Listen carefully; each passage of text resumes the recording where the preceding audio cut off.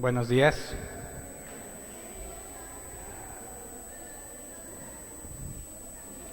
¿Cómo la pasaron? ¿Ya se pesaron? Todavía no, ¿verdad? Hasta después de la rosca. Ahorita es bendita ignorancia. Y acabo que con la ropa de frío pues no se nota, ¿verdad? Eso es lo bueno. Gloria a Dios por eso. Pero ya después, entrando el calorcito, veremos la cruda realidad.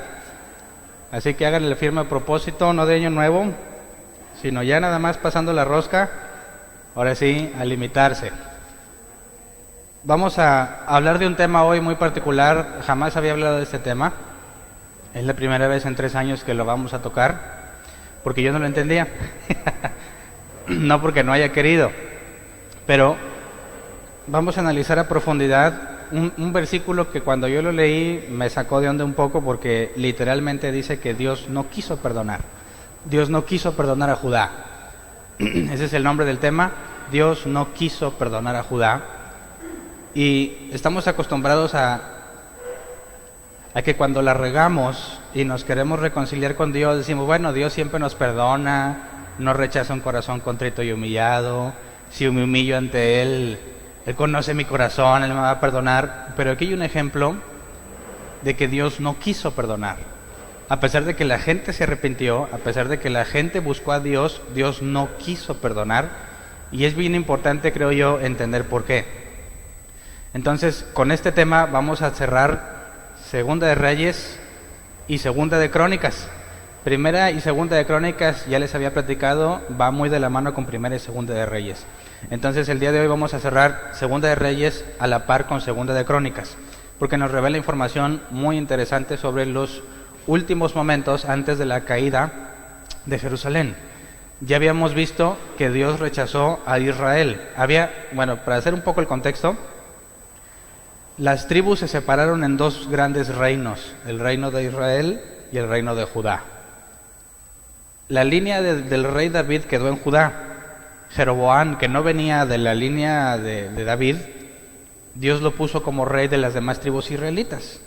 Y en los temas que venimos viendo hablamos sobre Jeroboam, que por miedo a que se le fuera la gente, puso 2 becerros de oro para que no fuera la gente a Jerusalén a adorar, sino que se quedaran ahí. Porque Jeroboam pensaba que quizás viendo constantemente a Roboam, hijo de Salomón, la gente iba a decir, no, pues mejor me cambio. Como si dijeran, no se vayan a otra iglesia, luego con qué me voy a quedar. Así que mejor les ofrezco lo que quieren, se los pongo fáciles para que no se me vayan a otra iglesia. Les hablo de prosperidad, les hablo de que ustedes van a ser felices siempre, de que toda enfermedad va a ser sanada, de que tú eres un triunfador, que este año es el año de la abundancia, y etcétera, etcétera, etcétera, para que no te me vayas. Pero eso llevó a que los israelitas prácticamente nunca se recuperaran de la idolatría y Dios los desechó. Habíamos visto que Dios dijo, rechazo a Israel, pero me quedo con Judá. Bueno, después de ciertos años, Dios también rechaza a Judá. Y ese es el punto.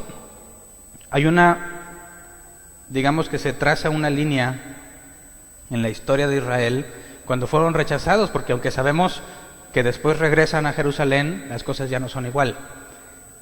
Solo son reconocidos algunos judíos, uno que otro israelita que pudo demostrar que venía realmente del pueblo de Dios. Y la palabra de Dios no fue igual.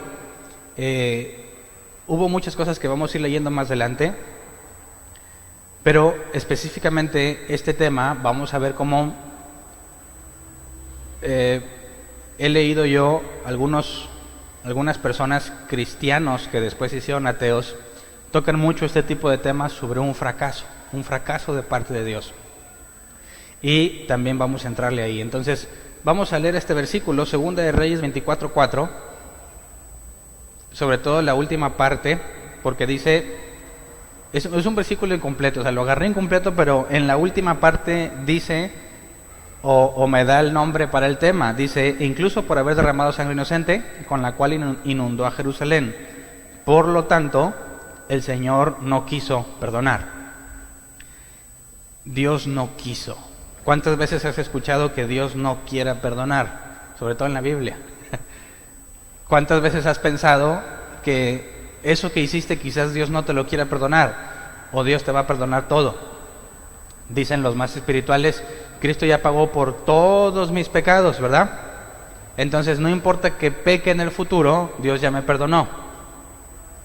Muchos dicen, yo ya hice la oración de fe, así que yo ya me salvé. Lo importante es que hagas la oración según ellos, Ya si viviste mal, lo que sea, pues bueno, a lo mejor no te va a dar una corona bien chida, te van a dar una coronilla ahí, si acaso, pero lo importante es que te salvaste, dicen otros. Y esto lleva a filosofías cristianas. Filosofía entiéndase como una forma de ver el mundo a través supuestamente del lente del cristianismo, pero dejan fuera cosas muy importantes de la Biblia. Entonces, cuando dice que el Señor no quiso perdonar, literalmente en el hebreo dice lo mismo. No quiso perdonar, son 3 palabras, lo, abá y salak. Lo es la negación, una negación, no. Abá es estar dispuesto o dar su consentimiento, y salak es perdonar. Dios no consintió el perdonarlos. Pero dice aquí, por lo tanto, el Señor no quiso perdonar. Por lo tanto nos habla de que hay una razón, ¿verdad? Cuando dices, no, pues troné el examen, ¿por qué? Pues no estudié, por lo tanto troné, ¿verdad? No es lógico decir, estudié bastante, por lo tanto troné, no. El por lo tanto nos habla de que hay un razonamiento antes, una razón, una causa, que Dios consideró suficiente como para decir, no voy a perdonarte. Necesitamos entrar un poquito en contexto, así que vamos a leer Segunda de Reyes 23, 26 al 27. Ya habíamos hablado que Dios desechó a Israel y decidió quedarse solo con Judá, y ahora Dios decide hacer lo mismo pero con Judá. Déjenme acomodar aquí algo. Listo. Dice Segunda de Reyes 23, 26 al 27. A pesar de eso, el Señor no apagó el gran fuego de su ira, que ardía contra Judá por todas las afrentas con que Manasés lo había provocado. Por lo tanto, el Señor declaró, voy a apartar de mi presencia a Judá, como lo hice con Israel. Repudiaré a Jerusalén, la ciudad que escogí, y a este templo del cual dije, este será el lugar donde yo habite. Aquí hay otro por lo tanto, ¿verdad? Por lo tanto el Señor declaró. ¿Debido a qué? En este pasaje, debido a que el Señor declaró que iba a apartar de su presencia a Judá, debido a todas las afrentas con que Manasés lo había provocado. Entonces, este versículo saca a la luz a un tal Manasés. Y según leemos en este pasaje, parece que por lo que Manasés hizo, Dios decidió desechar a su pueblo. ¿Quién fue este Manasés? ¿Quién va leyendo la Biblia conmigo? O sea, desde hace un chorro que dijimos que la idea era que fuésemos sincronizados leyendo la Biblia. Entonces, muchas de las preguntas que les hago, ustedes deberían decir, ya me las sé porque ya lo leí, ¿verdad? ¿Quién? A ver, no, mejor no pregunto, ¿verdad? Porque los quemo, y luego en Año Nuevo que quieren echarle todas las ganas, los voy a agüitar. Pero hoy es la primera reunión de este año y hoy vamos a implementar lo de las preguntas al final. ¿Se acuerdan? No sé si todos estaban, pero al final vamos a dejar un tiempo para responder preguntas. En lugar de que estén haciendo la fila ahí conmigo uno por uno y a veces les digo exactamente lo mismo, vamos a dar la oportunidad de que Humberto o Beto nos ayuden para que al terminar el tema levantas la mano, te pasen el micrófono, se graba tu pregunta y quizás hay otro que tiene la misma duda o jamás se le ocurrió lo que estás preguntando y damos opción a que todos aprendamos de esa duda. Y también de paso demostramos que aquí no estamos cerrados, ¿verdad? Porque dice, no, los cristianos dicen que no tienen permitido cuestionar. Aquí sí puedes hacer preguntas porque pues no tenemos miedo, porque estamos basándonos en la Biblia. Cualquier pregunta que tú hagas, voy a hacer mi mejor esfuerzo por responderla. En caso de que me pesquen en curva, me la llevo de tarea y luego la respondo, ¿ok? Pero entonces, si ahorita, porque es un tema complejo, si de repente dices, a ver, me perdí y ya no estás siguiendo el hilo, levanta tu mano, no te esperes al final, levanta tu mano y dime, a ver, no entendí, porque si no, de nada va a servir todo lo demás. Pero si tú dices, a ver, este es un dato que me interesa, no me queda muy claro, pero sigo con el tema, apúntalo y al final lo preguntas, ¿ok? Entonces, en este pasaje, Manasés sale a la luz como alguien que influenció la decisión de Dios. Pero ¿cómo toma decisiones Dios? ¿Dios las va tomando en la marcha o Dios ya las tomó desde el principio? ¿Qué opinas? Dios dice, a ver Hernán, esto no me lo esperaba. Como has estado mal, entonces yo decido hacer esto. ¿Decidió en el acto o ya estaba todo programado? Pero si ya está todo programado, entonces yo decido cosas o no decido. ¿Tengo la habilidad de decidir cuando ya todo está planeado? Allí es un complejo muy grande en el cristianismo y se divide en dos ramas. Los que piensan que Dios ya lo sabe todo y los que piensan que Dios va decidiendo en el camino. Y los teólogos le ponen un nombre a cada cosa. Si tú analizas la Biblia pensando que Dios lo sabe todo, vas a llegar a conclusiones. Si tú lees la Biblia y lo analizas pensando que Dios lo decidió en el momento, vas a llegar a conclusiones muy diferentes. Y cada una nos lleva a cierta problemática que los ateos dicen, ándele, a ver, ¿por qué Dios hizo eso si ya lo sabe? Los ateos dicen, ¿por qué Dios puso el árbol del bien y del mal, del conocimiento del bien y del mal en el Edén, si ya sabía que iban a pecar? Y dicen otros, no, Dios no sabía, Dios los dejó escoger. Pues entonces, ¿qué clase de Dios le entrega a un par de niños, porque aunque estaban desarrollados, tendrían la inocencia de un niño, les entrega a un par de niños un arma de fuego y le dicen, nomás no se maten, sin explicarles todo lo que es un arma y las consecuencias que pueden tener? Entonces, Dios dijo, rayos, Adán y Eva pecaron, ¿ahora qué hago? Se me ocurre este plan. Y entonces diseñó todo lo que hemos vivido hasta ahora. O Dios desde un principio dijo, ahí va el árbol, aunque sé que la van a regar. Pero si Dios es bueno, ¿por qué nos deja regarla? Entonces, esa es parte de la problemática en cualquiera de los dos aspectos que quieras leer. Suponiendo que Dios ya lo sabe todo, o que va decidiendo en la marcha, son preguntas difíciles de responder. Pero este suceso, creo yo, nos va a llevar a concentrar muchísimas de esas dudas y poder darles una respuesta. Entonces, vamos a asumir cualquiera de las dos posturas. Debido a las afrentas con que Manasés lo había provocado, Dios dijo, por lo tanto, decido desecharlos. Pareciera que es algo que está decidiendo en el acto, según como lo está narrando aquí el autor. Pero ¿quién era Manasés? Es aquí donde nos enlazamos con el tema anterior. ¿Todos estuvieron en el tema anterior? Los tesoros de tu palacio. Y luego el domingo, antes de que hiciéramos el break de Navidad, hablamos sobre cómo Ezequías se acercó a Dios clamando directamente y no a través del profeta. Bueno, Manasés es hijo de Ezequías. Y nos dice, Segunda de Reyes 21, del 1 al 7, nos da información sobre Manasés. Manasés tenía 12 años cuando ascendió al trono. Imagínate un adolescente reinando. Se hace todo lo que el rey diga. ¿Cómo son los adolescentes? Yo le digo intencionalmente adolescente, no me estoy equivocando. Los adolescentes. Yo pasé por la adolescencia, yo era muy tranquilo. Mis hijos todavía no llegan a la adolescencia. Pero yo he escuchado que los adolescentes son muy rebeldes. Ahora imagínate darle autoridad sobre todo un pueblo a un adolescente, de manera que lo que él diga se hace. ¿Qué cosas haría un adolescente con poder? Dice versículo 2, Manasés hizo lo que ofende al Señor, pues practicaba las repugnantes ceremonias de las naciones que el Señor había expulsado delante de los israelitas. Reconstruyó los altares paganos que su padre Ezequías se había destruido. Además, erigió otros altares en honor de Baal e hizo una imagen de la diosa Será como lo había hecho Acab, rey de Israel. Se postró ante todos los astros del cielo y los adoró. Construyó altares en el templo del Señor, lugar del cual el Señor había dicho, Jerusalén será el lugar donde yo habite. En ambos atrios del templo del Señor construyó altares en honor de los astros del cielo. Sacrificó en el fuego a su propio hijo, practicó la magia y la hechicería y consultó a nigromantes y a espiritistas. Hizo continuamente lo que ofende al Señor, provocando así su ira.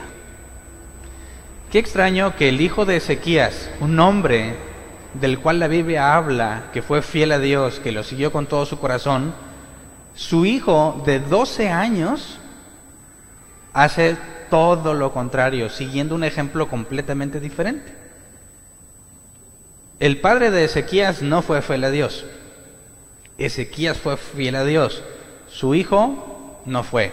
Y si tú empiezas a leer o lees, ya leíste Segunda de Reyes, sobre todo crónicas en las genealogías de los reyes de Judá, vas a ver que uno sí, luego otro no, se levantaba otro rey y este sí, y luego dos no, y luego dos sí y otros 5 no, y así se la van, así se llevan. Pero ¿qué onda? ¿Cómo es que un hombre de Dios tiene un hijo que se pervierte completamente? ¿Dónde estuvo el ejemplo de su papá? ¿Se acuerdan cuando criticamos a Samuel? Que sus 2 hijos eran bien corruptos y dormían con las que cuidaban ahí del templo, aparte de que estaban casados y tenían hijos. Y decimos, ¿qué onda con Samuel? Los hijos de David. ¿Cómo le fue a David con sus hijos? Dices, ¿qué onda con David? Bueno, Ezequías, el hombre que experimentó una señal milagrosa donde muchos se dieron cuenta, en el globo terráqueo, donde vinieron desde bien lejos, que fue lo que vimos en el último tema, a ver, porque se dieron cuenta que hubo una señal milagrosa.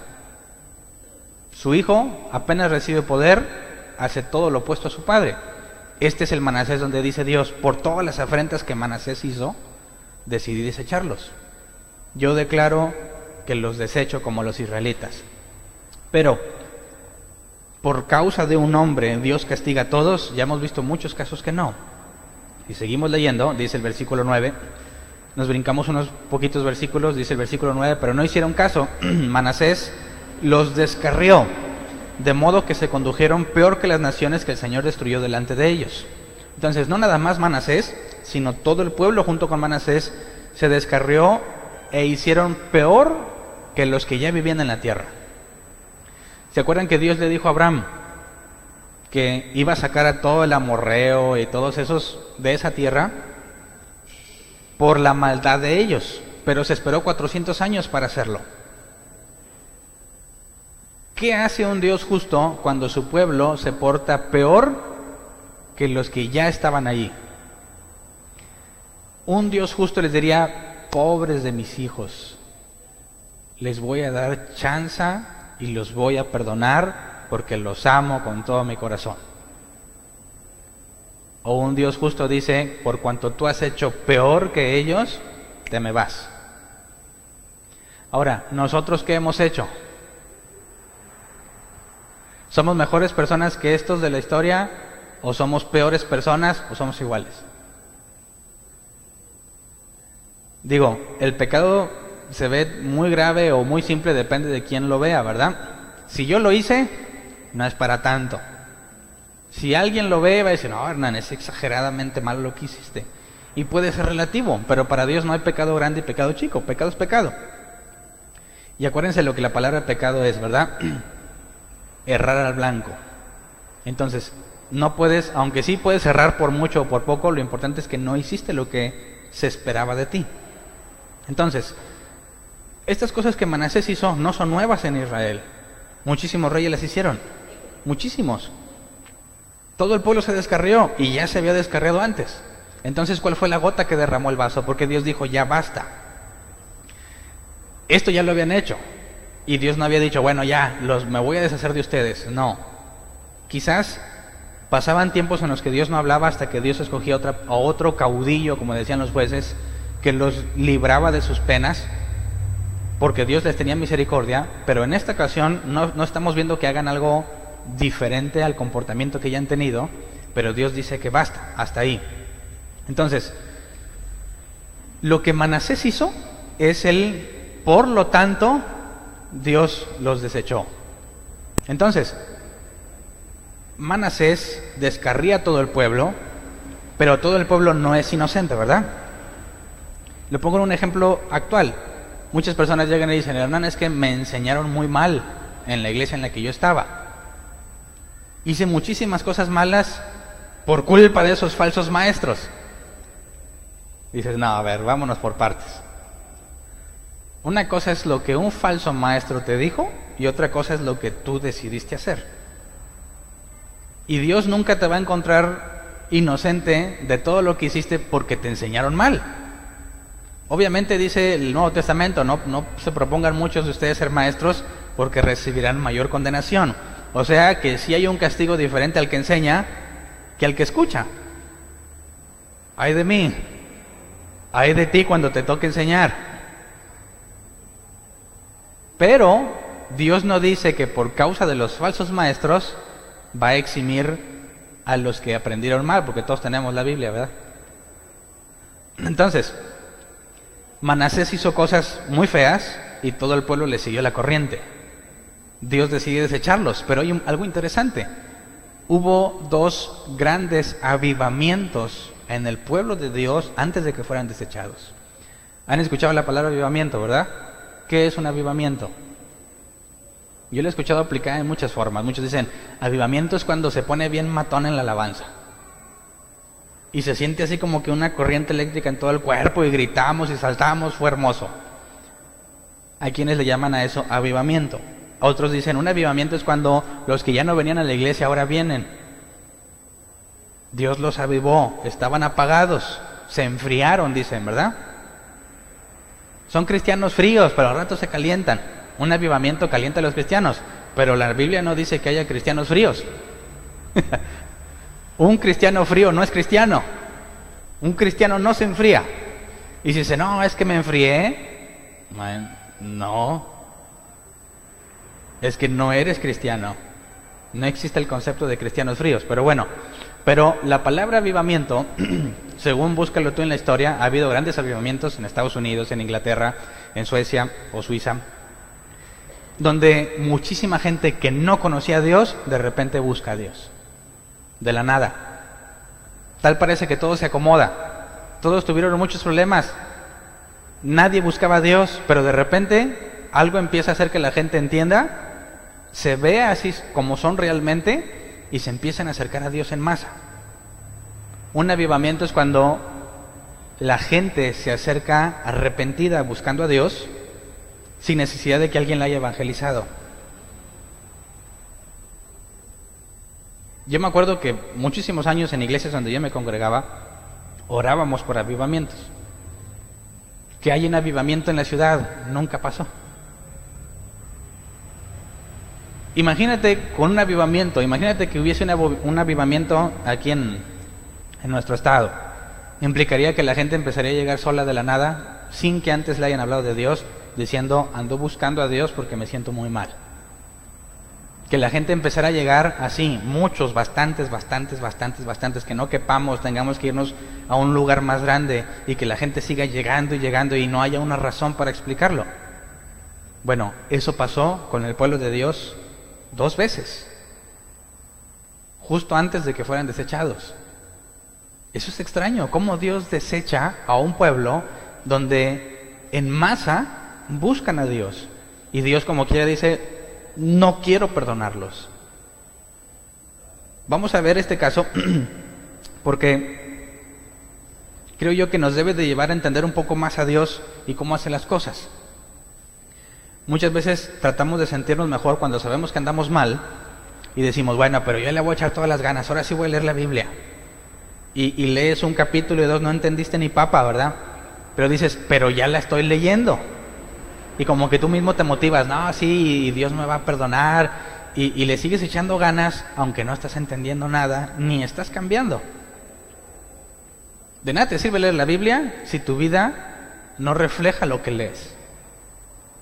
Entonces, yo lo digo por experiencia personal, en el transcurso de mi vida muchas veces decía, estoy muy mal, necesito buscar a Dios. Y me ponía a orar y me quedaba dormido y decía, pero ya estoy orando. Nunca lo hacía, ahora lo hago, ya estoy orando. Aunque nunca pasaba nada en la oración, me quedaba dormido. Y luego, bueno, ahora sí voy a leer la Biblia, porque ando buscando a Dios. Es mi propósito acercarme a Él. Leo la Biblia y no entiendo ni papa. Ahora sí voy a ir a la iglesia, porque yo también me aparté, ¿verdad?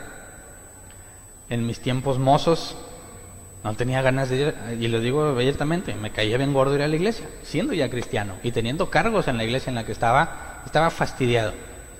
No quería ir, pero decía, pues tengo que hacerlo. Entonces voy a la fuerza y sí, qué chido, ajá, sí, nunca había escuchado esa predicación, mentira. Y decía, bueno, yo ya estoy haciendo mi parte y espero que Dios me perdone todo lo que he hecho por este esfuerzo que estoy haciendo. ¿A alguno le ha pasado así? Pensamos que por medio del esfuerzo que estamos haciendo, Dios nos va a conceder el perdón. Pero eso no es lo que la Biblia enseña. Pero suena lógico. Pensamos que cuando hacemos o le echamos ganas por acercarnos a Él, Dios no nos va a rechazar, porque dice Jesús, todo el que mi Padre me da, no lo rechazo. El que viene a mí, no lo echo fuera. Un corazón contrito y humillado, Dios no lo va a desechar. Pero a esto sí, sí los desechó, a pesar de dos avivamientos importantes. Ahora, ¿qué provoca un avivamiento?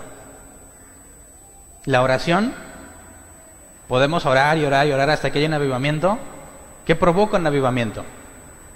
Vamos a leer los dos avivamientos que hubieron, uno en tiempo de Ezequías y otro en tiempo de Josías. Josías fue el antepenúltimo rey antes de que Dios desechara a su pueblo. Son relativamente cercanos. Ezequías era abuelo de Josías.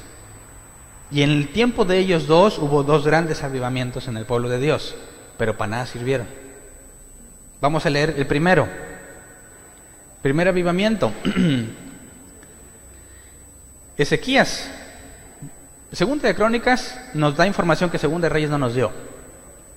Segunda de Crónicas, vamos a leer 30, versículo 1.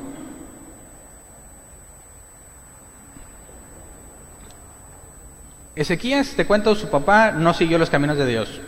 Se aferró y se puso necio y no quiso humillarse ante Dios. Muere. Ezequías se levanta como rey.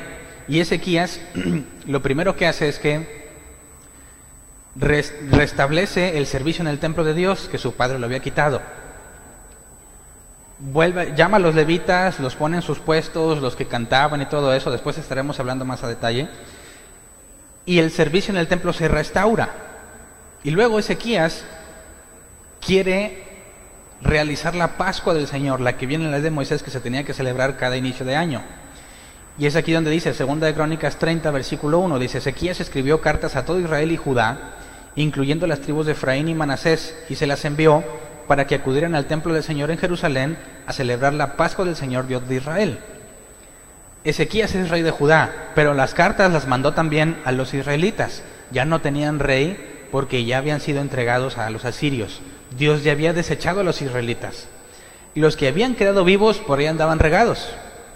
Ezequías manda decir, cuando dice aquí las tribus de Efraín y Manasés, Manasés no es el que estamos hablando, esta es la tribu de Manasés, porque luego hay confusiones. Ezequías incluye también a todos los que andan ahí regados para que vengan a celebrar la Pascua, porque la orden era para todos los israelitas. Dice el versículo 6 al 9 en ese mismo capítulo.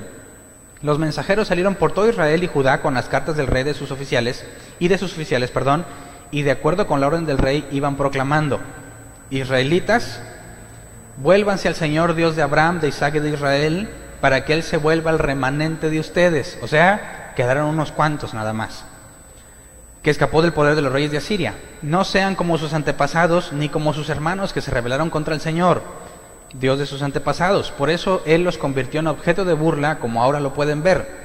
No sean tercos como sus antepasados. Sométanse al Señor y entren en su santuario que Él consagró para siempre. Sirvan al Señor su Dios para que Él retire su ardiente ira. Si se vuelven al Señor, sus hermanos y sus hijos serán tratados con benevolencia por aquellos que los tienen cautivos y podrán regresar a esta tierra. El Señor su Dios es compasivo y misericordioso. Si ustedes se vuelven a Él, jamás los abandonará. Este es el mensaje a todos los que quedaron de las ciudades, todos los que vieron cómo vinieron los asirios, mataron a muchos, violaron a las mujeres, destruyeron las murallas, se llevaron a los sobrevivientes cautivos para allá. ¿Cómo reaccionarían esas personas, las que quedaron, ante el mensaje de Ezequías? ¿Lo abrazarían el mensaje diciendo reconciliémonos con Dios, o lo rechazarían? Esta es la respuesta, versículos 10 al 11. Los mensajeros recorrieron toda la región de Efraín y Manasés, de ciudad en ciudad hasta llegar a la región de Zabulón, pero todos se reían y se burlaban de ellos. Fíjate, en medio de la miseria en la que están, vienen hablándole de que se reconcilien con Dios y estos se burlan. ¿Por qué se burlan? ¿No te ha pasado que hay cristianos que les va muy mal y ya no quieren saber nada de Dios? ¿Por qué? Porque dicen, a ver, si Dios me ama, ¿por qué me pasa esto? ¿Verdad? Si Dios es bueno, ¿por qué me va mal? Si hay personas mucho peores que yo en el mundo, asesinos, violadores, secuestradores, ¿por qué yo, que le echaba más ganas, que iba a la iglesia, que doy mis ofrendas, etcétera, etcétera, ¿por qué a mí me pasa esto y a ellos no? Y luego Dios dice que venga, que es bueno y misericordioso. Si fuese bueno y misericordioso, no hubiese permitido que me pasara esto. ¿Verdad? ¿Quién se ha sentido así? Dice el versículo 11, no obstante, algunos de las tribus de Aser, Manasés y Zabulón se humillaron y fueron a Jerusalén. Algunos, la mayoría se burló. ¿Verdad? Luego, versículo 12 al 14. También los habitantes de Judá, movidos por Dios, cumplieron unánimes la orden del rey de los jefes conforme a la palabra del Señor. Este pasaje es central, importantísimo. ¿Qué hizo que algunos reaccionaran? ¿Qué hizo? ¿Cuál es la causa por la que algunos se humillaron y fueron? Dios los movió. Grábate bien esa parte. Mientras todos se burlan, Dios a algunos los movió a arrepentirse. No a todos. Los de Judá, también movidos por Dios, quisieron celebrar la Pascua. Entonces, dice el versículo 13, en el mes segundo, una inmensa muchedumbre se reunió en Jerusalén para celebrar la fiesta de los panes sin levadura. Quitaron los altares que había en Jerusalén y los altares donde se quemaba incienso y los arrojaron al arroyo de Cedrón. Una inmensa muchedumbre se reunió y empiezan a destruir los altares que habían hecho. ¿Quién los movió? Dios. Entonces, se celebra la Pascua. Dice 2 de Crónicas 30, 18 al 21. En efecto, mucha gente de Efraín, de Manasés, de Isaacar y de Zabulón participó de la comida pascual sin haberse purificado, con lo que transgredieron lo prescrito. Dios había dicho ciertas normas para comerla. No la estaban cumpliendo, pero tenían un enorme deseo de reconciliarse con Dios. Dice, pero Ezequías oró así a favor de ellos: perdona, buen Señor, a todo el que se ha empeñado de todo corazón en buscarte a ti, Señor, Dios de sus antepasados, aunque no se haya purificado según las normas de santidad. Y el Señor escuchó a Ezequías y perdonó al pueblo. Entonces, fíjate, la gente se acerca y dicen, pero no te has purificado. No importa, tenían tantas ganas de reconciliarse con Dios que a pesar de que no estaban cumpliendo eso, participaron. Y Ezequías dice, al que lo haga realmente de corazón, ¿verdad?, al que realmente te esté buscando, perdónalo, y Dios les perdona. Dios dice, no me importa si venían santificados o no, purificados o como sea, los recibe a todos. Dice el versículo 21, los israelitas que se encontraban en Jerusalén celebraron con mucho gozo y durante 7 días la fiesta de los panes sin levadura. Los levitas y los sacerdotes alababan al Señor todos los días y le entonaban cantos al son de sus instrumentos musicales. Entonces imagínate la fiesta en todo Jerusalén, con toda la muchedumbre, todos los días cantando. 7 días donde no hay trabajo y se dedican nada más ¿a qué? A comer.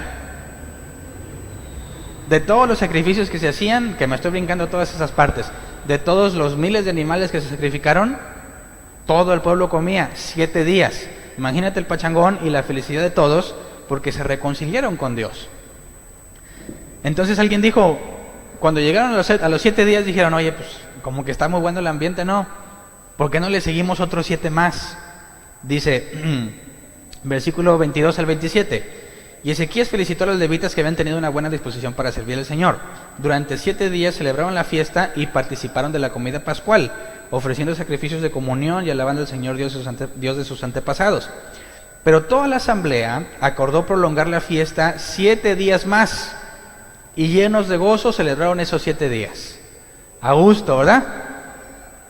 7 días de vacaciones, toda la comida va por medio del rey y de sus líderes que pusieron los animales para los sacrificios. Y ya ves que aquí nos jactábamos de haber roto el récord de la carne asada más grande del mundo. Mentira, estos ya lo habían roto desde hace mucho tiempo. 14 días duró la carne asada. 14 días todos cantando, felices de la vida. Imagínate la alegría de que todos se reconciliaron con Dios. Dice, versículo 24, Ezequías, rey de Judá, le obsequió a la asamblea 1000 bueyes y 7000 ovejas, y también los jefes regalaron 1000 bueyes y 10,000 ovejas, y muchos más sacerdotes se purificaron. Toda la asamblea de Judá estaba alegre, lo mismo que todos los sacerdotes, levitas y extranjeros que habían llegado de Israel, así como los que vivían en Judá. Desde la época de Salomón, hijo de David, rey de Israel, no se había celebrado en Jerusalén una fiesta tan alegre.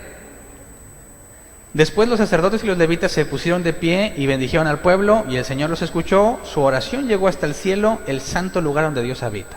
O sea, Dios aceptó todo lo que hicieron, a pesar de que no habían cumplido con los ritos de purificación. Y dicen, no había habido fiesta tan alegre desde los tiempos de Salomón, hijo de David. Qué padre, ¿no? Pero están a punto de ser desechados. ¿Por qué? Dios los mueve, los junta, todos se vuelven a Dios, Dios los reconcilia con Él, pero dice Dios, en unos años los desecho. ¿Te parece lógico? Que tú digas, Dios, aquí estoy, y Dios dice, sí, Hernán, ven, te perdono, y tú dices, tengo un chorro de ganas de leer la Biblia, tengo un chorro de ganas de ir a la iglesia, y le pregunto al que predica todo lo que se me ocurre, y siento que estoy avanzando, y Dios ya tiene aquí en su mente diciendo, Hernán, te voy a desechar en unos años más. ¿No te parece extraño? ¿Para qué Dios los junta si los va a desechar? Entonces dicen aquí algunos, no, espérate, entonces Dios no sabía que se iban a lanzar a la idolatría. Y Dios lo hizo con la mejor de las intenciones, porque los reconcilió a todos, pero los hombres malvados desechan a Dios, y Dios no le queda otro recurso más que desecharlos. ¿Cuál te parece más adecuado? Dios los reconcilia, aunque dice, sí, a todos estos los voy a desechar, pero por lo pronto ahorita, contentillos todos. ¿Te suena bien esa idea? O dices, no me cuadra. Más bien, Dios, con la mejor de las intenciones para salvarlos a todos, los reconcilia consigo mismo, pero como no se mantuvieron en los caminos de Dios, Dios tuvo que desecharlos. ¿Cuál te suena más real? Tienes que opinar una. ¿Cuál te suena más real? Las dos posturas nos llevan a conclusiones completamente diferentes. Para empezar, Dios quiso reconciliarse con todos, ¿verdad? Entonces Dios fracasó, porque a fin de cuentas los desechó. ¿De qué sirve reconciliarse con alguien si no le va a durar? Imagínate que tienes una noviecilla o un noviecillo. Y les digo así no por despreciarlos, es un ejemplo. Tienes tu novia, tu novio, y a cada rato se pelean, sí. Y ya no quiero nada contigo y se separan, ¿verdad? Los dos chillan por su parte y luego se reconcilian en Facebook, ¿verdad? Ya habían dicho, quitaron que ya no tienen una relación con él. Y luego viene la notificación, está en una relación, dices, y con el mismo. Dices, bueno, un pleito todos lo tienen, ¿verdad? Se pelean y vuelven a deshacer su relación en Facebook. Se dejan de hablar, pasan unos días, se piden perdón y regresan, ¿eh? Y así, ¿alguien ha conocido parejas así? Y tú dices, a ver, ¿para qué? ¿Para qué? Es que ya volvimos. ¿Para qué? Si al rato se van a volver a separar. Es que ya nos separamos. ¿Para qué? Si al rato vas a regresar. ¿No hace Dios eso mismo con su pueblo? Se reconcilia y luego los deja. Y luego los reconcilia y luego los deja. ¿A qué está jugando Dios? ¿Tiene sentido? Un Dios que todo lo sabe, ¿hace eso? ¿O le fallan los planes a Dios? Dios diría, mira, yo le eché todas las ganas, Hernán. Yo te traje. Tú no cumpliste con tu parte, lo siento. Fracasé. Acuérdate que la Biblia pone a la iglesia y a Jesús como si fueran novios antes de casarse. ¿Podría ser posible que Dios e Israel, que también se consideran como pareja según la Biblia simbólicamente, porque él acepta y la rechaza, la acepta y la rechaza, y vemos esa historia en toda la Biblia? Si todo lo puede Dios, ¿por qué no los mantuvo avivados para que no se descarriaran? Dicen algunos, Dios quiere que todos se salven, ¿verdad? ¿Sí? Entonces, ¿por qué no los salva a todos? ¿O no puede? Dicen, a ver, ¿tu Dios todo lo puede? Dice el cristiano, amén. ¿Todo lo sabe? Amén. ¿Está en todas partes al mismo tiempo? Amén. Entonces, ¿por qué permite la maldad? Dios es amor. La Biblia dice en el capítulo 4, versículo 8, primera de Juan. Entonces, si Dios es amor, ¿por qué no los ama a todos? Y así como los reconcilió, los deja reconciliados. Porque eso pasó en tiempos de sequías. ¿Pero qué hizo Manasés? ¿Qué clase de Dios permite todo lo que Manasés hizo si ya los había reconciliado con él? Entonces, Dios ha hecho varios intentos y le fallan. Dios permitió que se llenaran de orgullo. ¿Por qué? ¿Qué pasó con Ezequías? ¿Se acuerdan en el tema de los tesoros de tu palacio?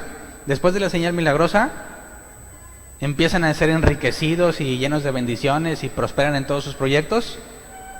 Vienen mensajeros de Babilonia y vimos que la Biblia enseña que Dios se apartó de Ezequías para que se revelara su corazón. ¿Qué había en su corazón? Orgullo. Y Dios le dijo a Ezequías, llegará el día en que estos que vinieron se van a llevar todo, y algunos de tus hijos también, y los van a hacer eunucos allá. Eso que pasó fue después de este enorme avivamiento. ¿Y el hijo de 12 años le tocó ver este avivamiento? Sí. ¿Qué provoca que este muchachito que vio todo esto que pasó, nomás recibe poder, deshace todo lo que su padre había hecho y se vuelve a los pecados más aborrecibles y empeora la situación que los que ya vivían antes ahí? ¿Por qué Dios permite que este muchachito haga todo eso?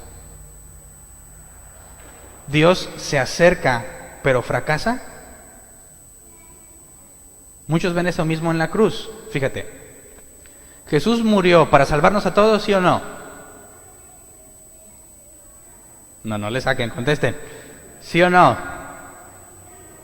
Sí. Entonces, si Cristo murió para salvarnos a todos y muchos mueren sin Cristo, ¿tuvo éxito su sacrificio? No me hice ateo, te estoy preguntando como pregunta un ateo. ¿Entiendes la pregunta? Cristo murió para que todos se salvaran, pero es un hecho que no todos se salvan, ¿verdad? Y que muchos mueren sin Cristo. Entonces, ¿fracasó? ¿No fracasó? Entonces, ¿por quién murió?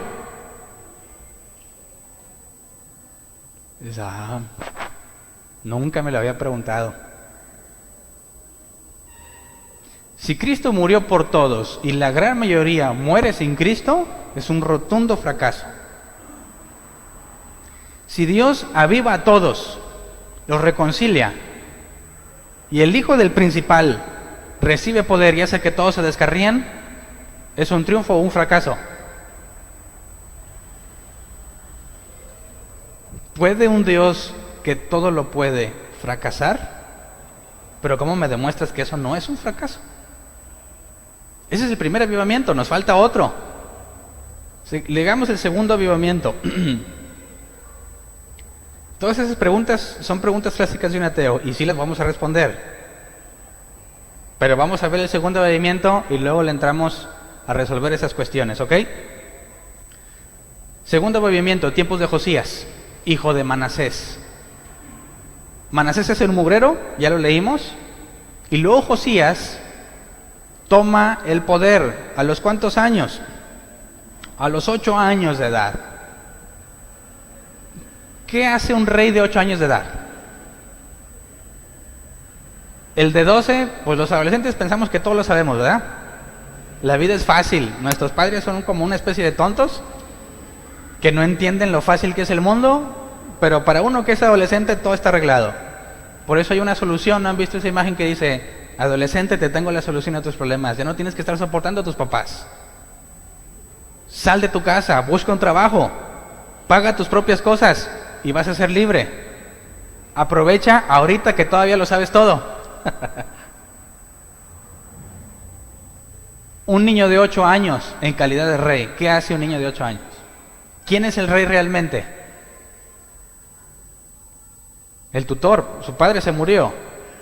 Quien se haya quedado a cargo del niño tiene el reino a sus pies. ¿Por qué? Porque un niño de 8 años no va a tomar decisiones por sí mismo. Es más, para los israelitas ni siquiera cuenta como persona. Es hasta que alcanzan la adolescencia cuando se le considera que puede tomar decisiones. Pero bueno, ¿te sorprendería pensar que antes de que Manasés muera se arrepiente de sus pecados y Dios lo perdona? Dios dijo: por lo que hizo Manasés, voy a desecharlos a todos. Pero ¿qué tal si Manasés se arrepintió? Segunda de Reyes no lo dice, pero Crónicas sí nos dice. Dice, Segunda de Crónicas 33, 9 al 13. Manasés descarrió a los habitantes de Judá y de Jerusalén, de modo que se condujeron peor que las naciones que el Señor destruyó al paso de los israelitas. El Señor les habló a Manasés y a su pueblo, pero no le hicieron caso. Fíjate, Dios intenta acercarse, pero no le hacen caso. Por eso el Señor envió contra ellos a los jefes del ejército del rey de Asiria, los cuales capturaron a Manasés y lo llevaron a Babilonia, sujeto con garfios y cadenas de bronce. Estando en tal aflicción, imploró al Señor, Dios de sus antepasados, y se humilló profundamente ante él. Oró al Señor y él escuchó sus súplicas y le permitió regresar a Jerusalén y volver a reinar. Así Manasés reconoció que solo el Señor es Dios. Fíjate, Dios lo perdonó. Es más, no lo perdonó, él hizo que regresara. Y luego que dice, y por todo lo que hizo Manasés, los desecho. ¿Para qué lo perdona? Si como quiera lo desecha. Dios perdonó a Manasés, pero no lo que hizo. Fíjate bien. Entonces, muere Manasés. Segunda de Crónicas 34, del 1 al 3. Josías tenía 8 años cuando ascendió al trono y reinó en Jerusalén 31 años. Sabdi tiene 9. Imagínate a Sabdi, la reina. Yo salgo bien ganón, ¿verdad? Porque yo soy su papá. Si la reina dice que a su papá le den todo lo que él pida. Dice versículo 2, Josías hizo lo que agrada al Señor, el niño.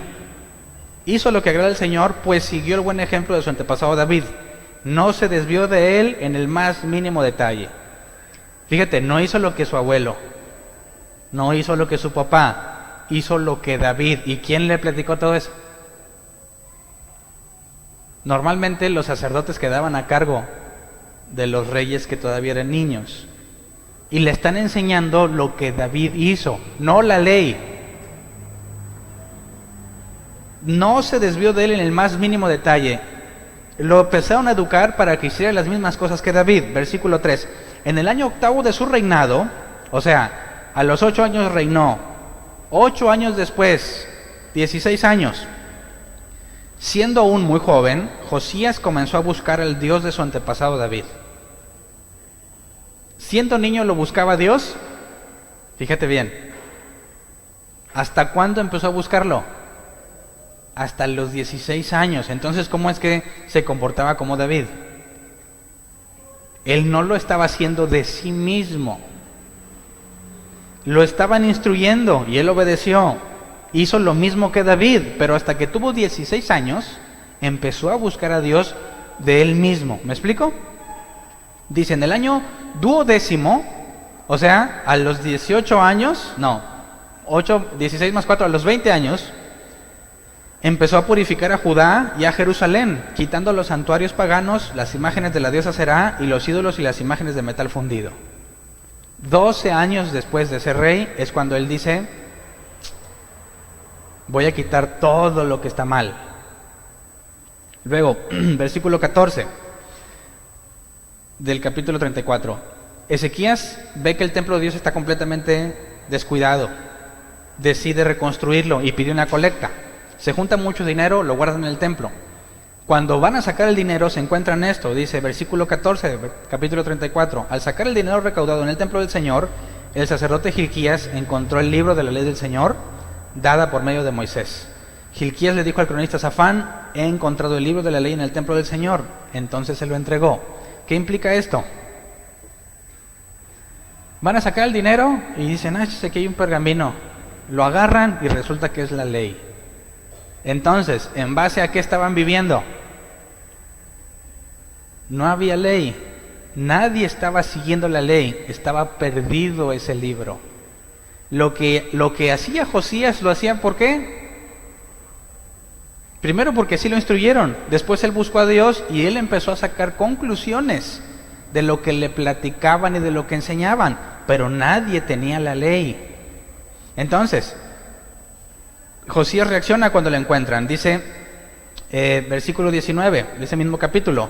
Cuando el rey oyó las palabras de la ley, se rasgó las vestiduras en señal de duelo y dio esta orden a Hilquías, a Hicán hijo de Safán, a Abdón hijo de Micaías, al cronista Safán y a Safías, su ministro personal. Dice, con respecto a lo que dice este libro que se ha encontrado, vayan a consultar al Señor por mí y por el remanente de Israel y de Judá. Sin duda que la gran ira del Señor se ha derramado contra nosotros porque nuestros antepasados no tuvieron en cuenta su palabra ni actuaron según lo que está escrito en este libro.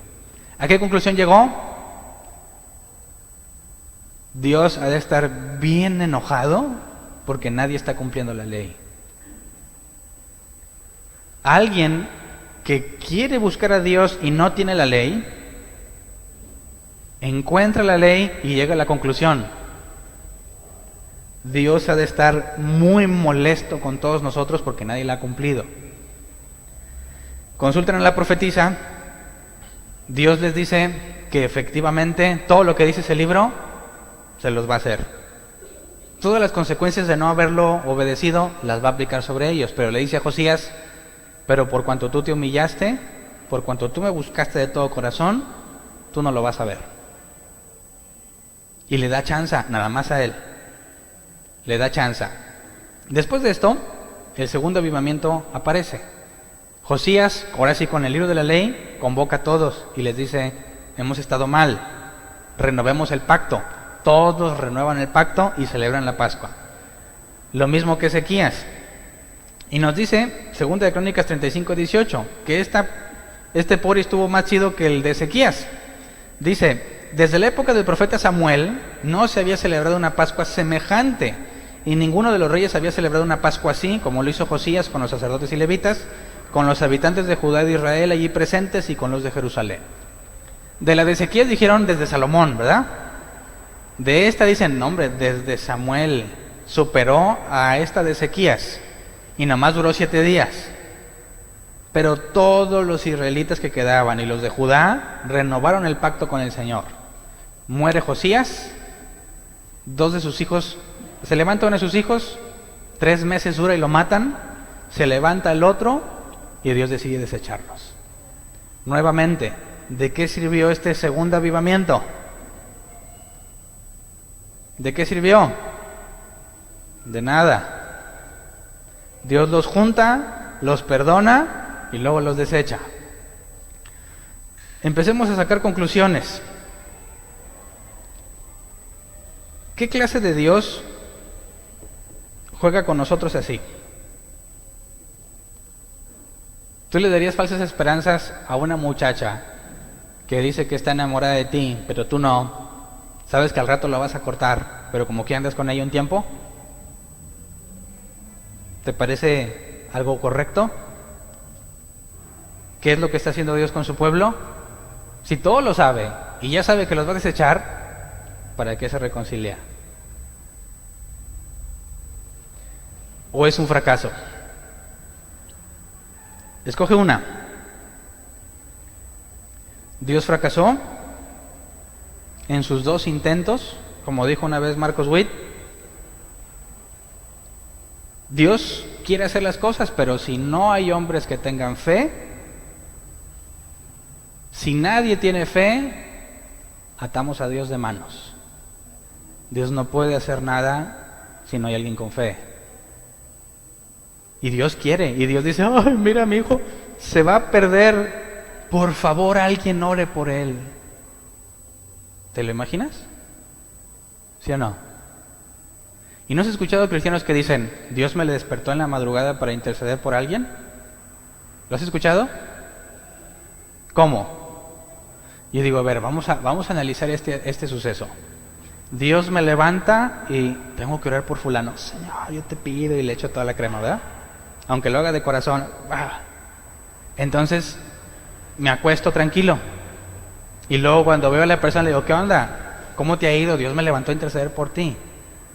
Ah, pues mira, aquí ando bien y gracias a Dios. Ya merito chocaba, pero me salvé. Y dices, ya entiendo por qué me levantó Dios a orar, ¿verdad? ¿Tiene lógica o no? Se oye bien cristiano. Pero imagínate, Dios dice, Hernán va a tener un accidente. ¿Cómo le hago para que Hernán no tenga ese accidente? Ya sé. Le voy a decir a Vero que se despierte en la noche y que me pida por Hernán. Y una vez que me haya pedido lo suficiente, entonces yo voy y libro a Hernán. ¿Tiene lógica? Una vez me comentaron, hombre, pues que yo estaba bien dormido en la madrugada y que Dios me levanta y que me dice, reprende el espíritu de muerte. Y dice esta persona, pues que me pongo a reprender, espíritu de muerte yo te reprendo, y espíritu de muerte esto, y te echo fuera de mi familia, y espíritu, y espíritu, y espíritu, y espíritu, y ya se durmió. Y luego se levanta y se entera que un familiar, por poquito estuvo así de morirse. Y dice, ¿ya ves? Dios me levantó a interceder porque había un espíritu de muerte, pero como yo lo reprendí, Dios lo apartó de mi familiar y ya no se murió. ¿Te suena lógico? Dios diría, a ver, Hernán, no quiero que te pierdas. Alguien, por favor, alguien ore por Hernán. Alguien, a ver, levántate, no se quiso levantar, rayos. Tú levántate, ora por Hernán porque no quiero que se pierda. ¿Te suena lógico?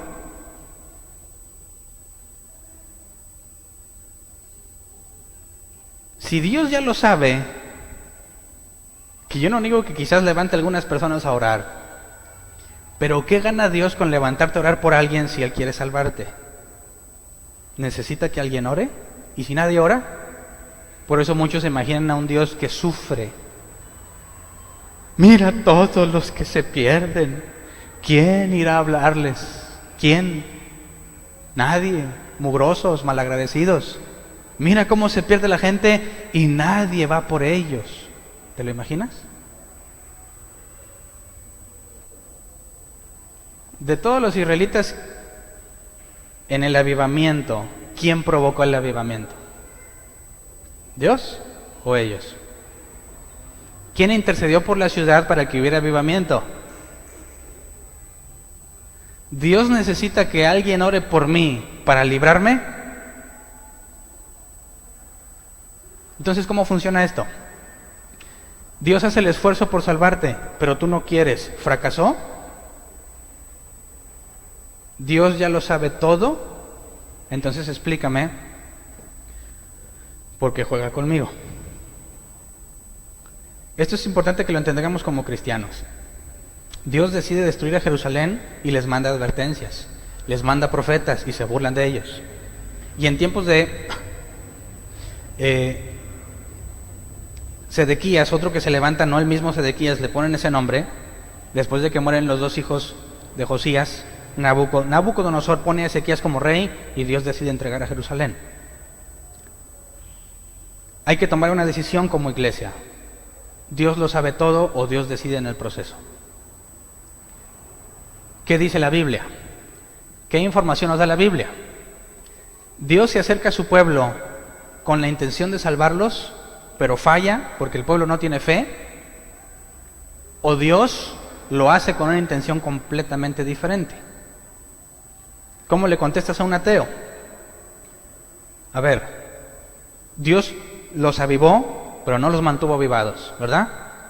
Se enfrían. Y luego Dios los aviva otra vez, y luego se enfrían. ¿Por qué? ¿Puede ser un fracaso algo que Dios predijo hace mucho? Fíjate, vamos a leer Deuteronomio 28, 36 al 37.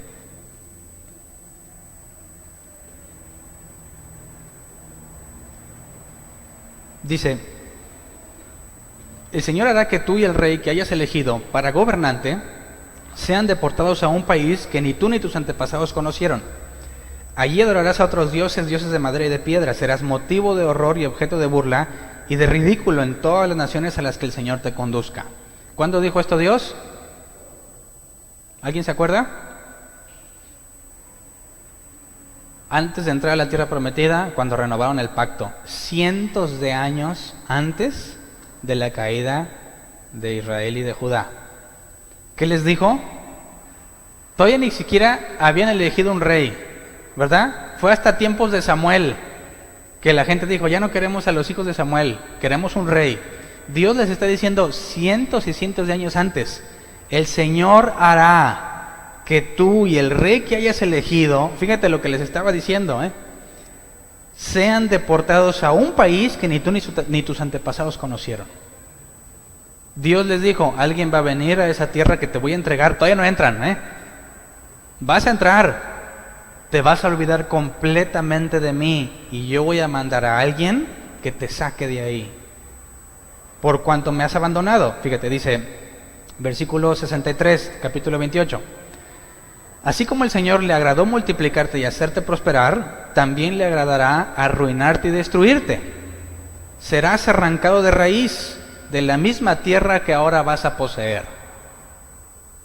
Todavía no entran y ya les dijo: te voy a arrancar. Entonces, fíjate, Dios les dice: todos están renovando el pacto, ¿verdad? Ok, nomás les aclaro: si tú cumples con el pacto, te voy a bendecir así, así, asá. Si no cumples, te voy a maldecir, no como castigo. Dice la Biblia que Dios disciplina al que ama. Entonces Dios le dice: mientras tú lo hagas voluntariamente, te bendigo. El día que ya no lo quieras hacer, te voy a castigar. Te voy a hacer pasar cosas difíciles para que te regreses a mí. Pero te va a valer y me vas a dejar y yo te voy a sacar de esta tierra. Sigamos leyendo.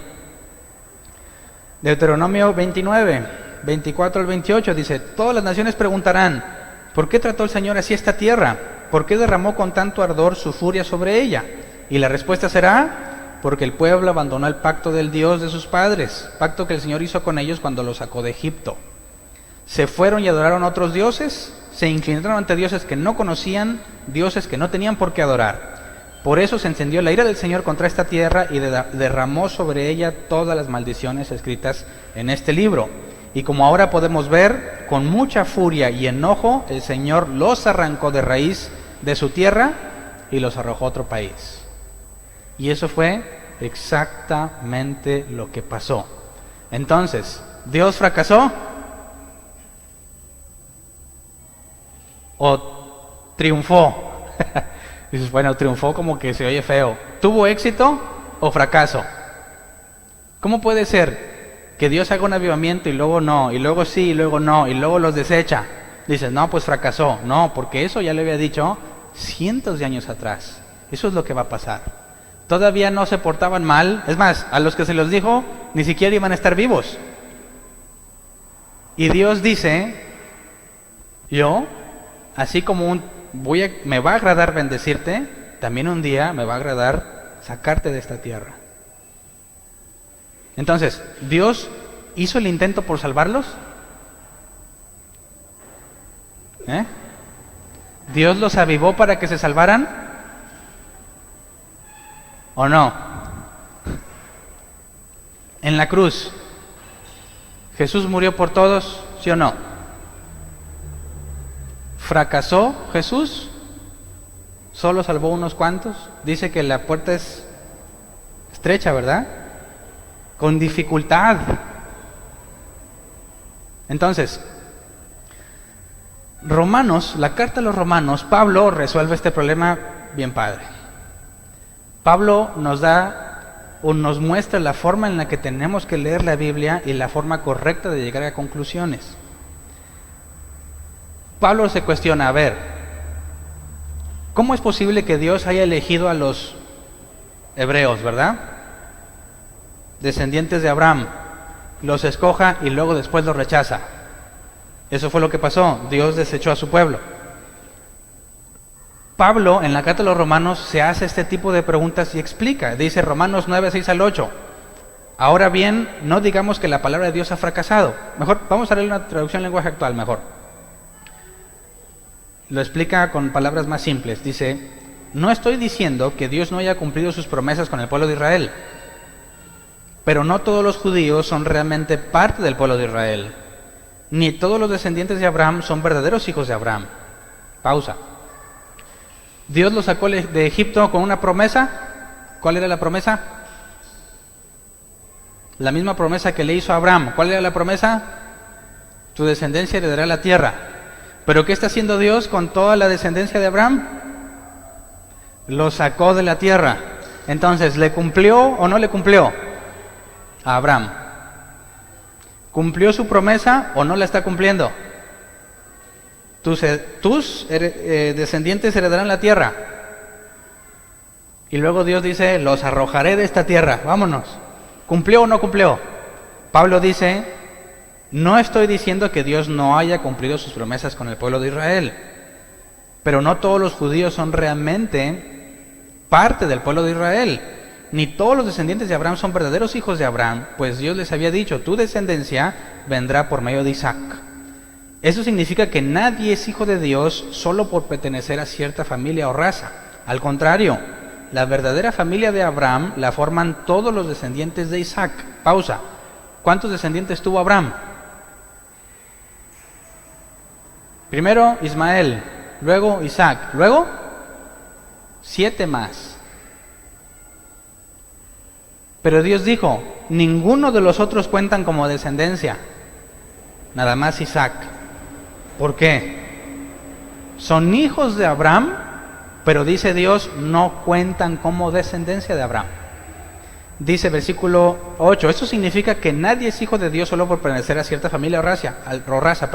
Al contrario, la verdadera familia de Abraham la forman todos los descendientes de Isaac, porque Isaac fue quien nació para cumplir la promesa que Dios le hizo a Abraham. Dentro de un año volveré y para entonces Sara ya tendrá un hijo.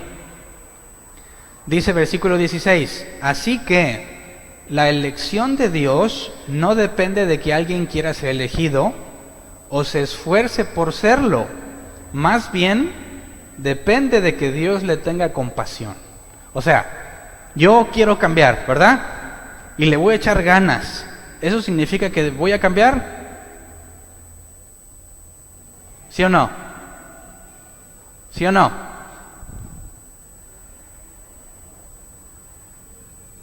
¿Quién dice que no? ¿Quién dice que sí?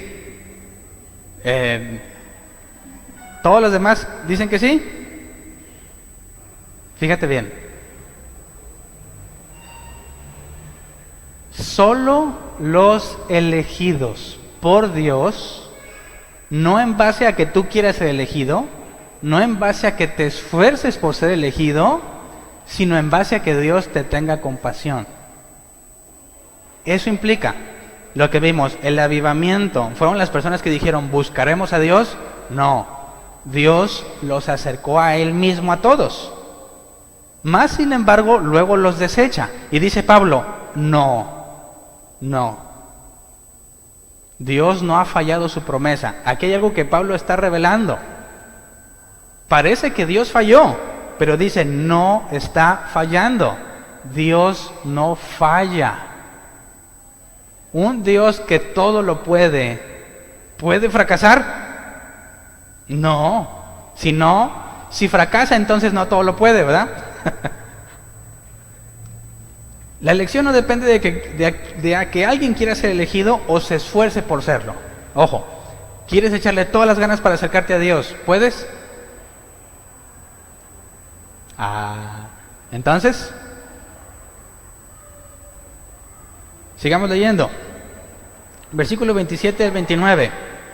Además, el profeta Isaías dijo acerca de los israelitas: aunque los israelitas sean tantos como los granos de la arena de la playa, en la playa solo unos cuantos serán salvados.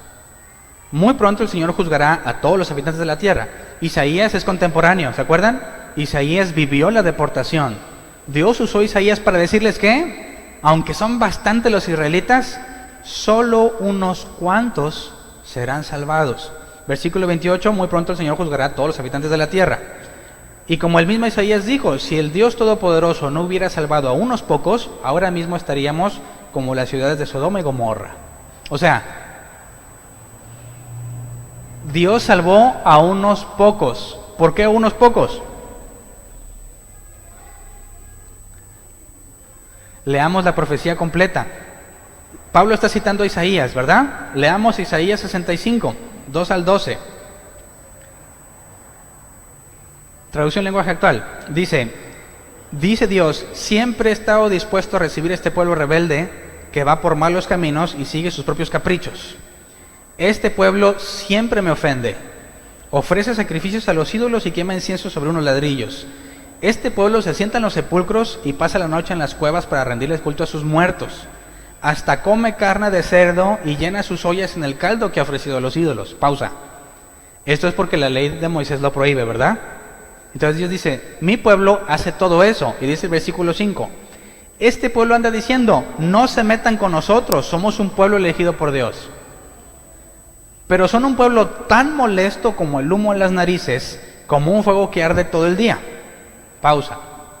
Fíjate qué curioso. Dice Dios, estos dicen, no te me acerques, dice, no se metan con nosotros, somos un pueblo elegido por Dios. ¿Has escuchado esa frase? No te metas conmigo que soy hijo de Dios. ¿Y cómo se portan? Dice, aquí los israelitas, mira, rinden culto a los muertos, comen cerdo, caldo impuro, hacen lo que la ley de Moisés dice que no hagas. Pero dicen, no te metas con un hijo de Dios, no te metas con un elegido. Dice Dios que eso es tan molesto como el humo en las narices. A Dios le cae bien gordo que la gente diga, no te metas con un hijo de Dios, cuando no viven como debieran estar viviendo, pero se jactan de que son cristianos. Eso solo lo puede hacer un tibio. Alguien que no conoce a Dios no puede decir eso. Alguien que está consagrado a Dios no haría eso. Pero alguien que piensa que sí, pero no es el que dice esto. ¿Cómo se escuchan ese tipo de cosas, no? Incluso en la televisión. ¿Alguien vio el video este de Beyoncé? Que antes de sus conciertos ora, ¿no? Fue famosillo ahí entre algunos cristianos. Todos conocen quién es Beyoncé, ¿verdad? O nomás ven puro enlace y escuchan pura música cristiana. Bueno, si han visto, no sé si han visto los shows, ¿verdad? Pero es famosa, ¿por qué? Y antes de subir al escenario, Señor, te pedimos que todo tomes el control. Y luego se sube, ¿y qué anda haciendo en el escenario? ¿Para qué ora?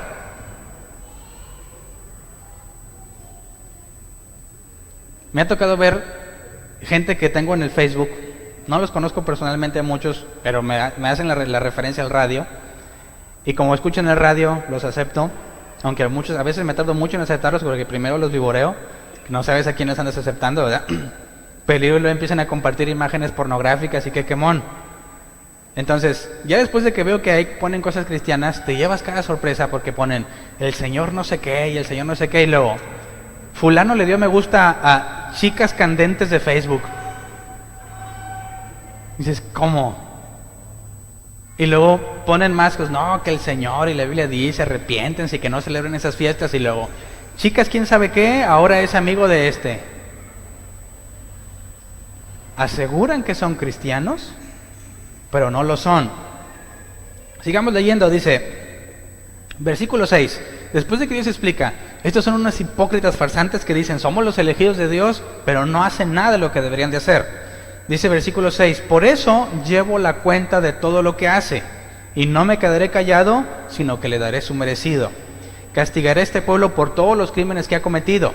Me ofendió grandemente el quemar incienso a los ídolos sobre los montes y las colinas.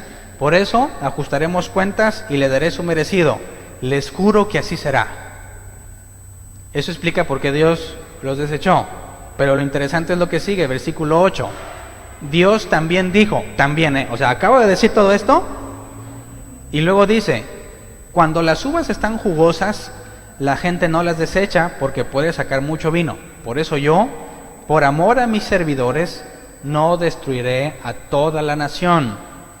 Haré que Israel y Judá tengan muchos descendientes y que habiten esta tierra llena de colinas y montañas.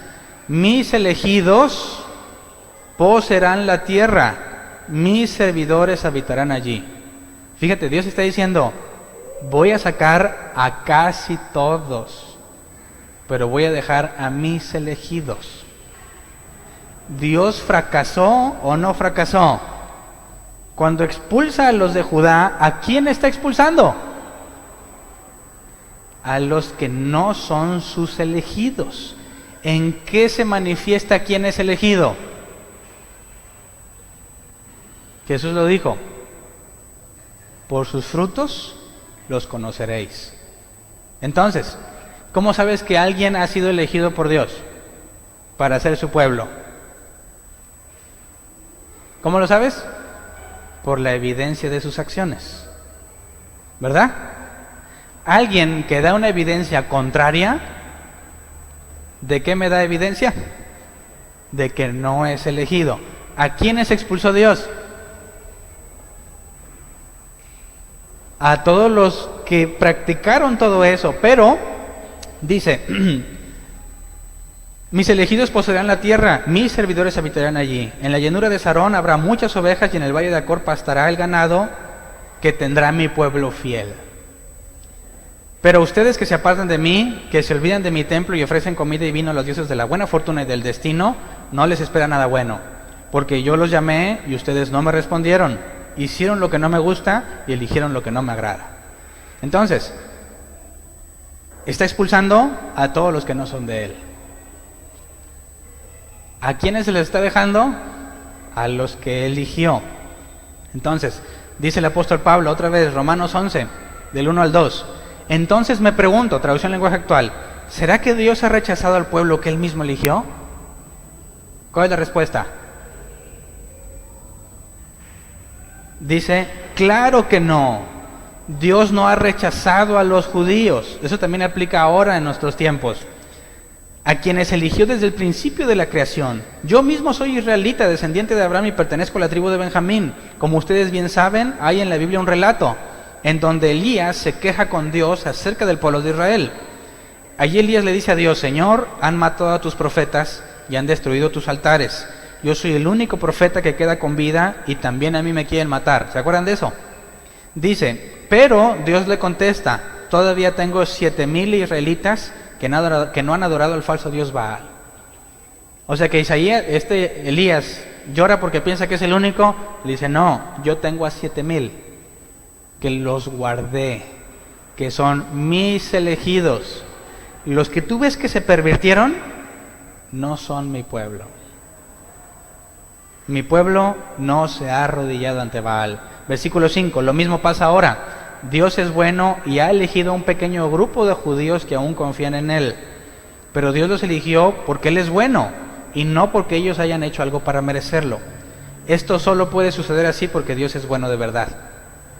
Realmente solo el pequeño grupo elegido por Dios logró encontrar todo lo que los demás buscaban, y es que los demás eran muy tercos, dice la traducción en lenguaje actual. Entonces, ¿entiendes? Dios nunca ha fracasado, Dios nunca intentó salvarlos a todos. Dios sacó a todos los que decían, yo soy elegido, y no tenían las obras que demuestran su fe. Entonces, ¿por qué Dios los aviva y luego los deja, los aviva y luego los deja?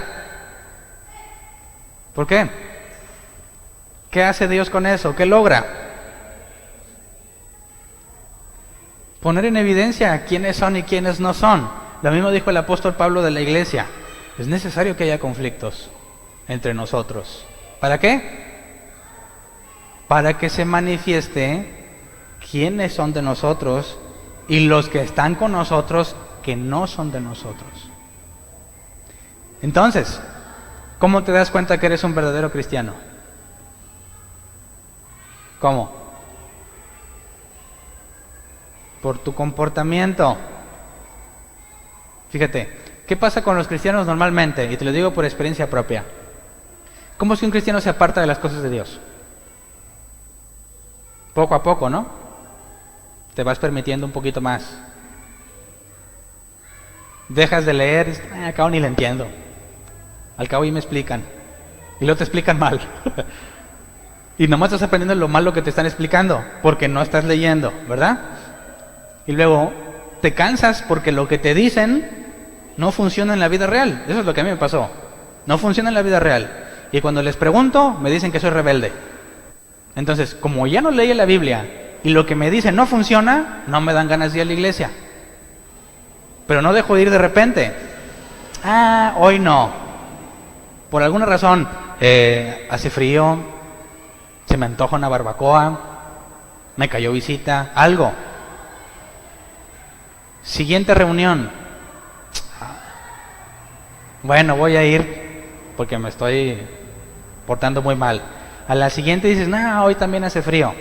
Faltas una vez, vas 2 sí, y luego 2 no, y luego vas una vez al mes, y luego pasan 3 meses y ya ni fuiste, y ya.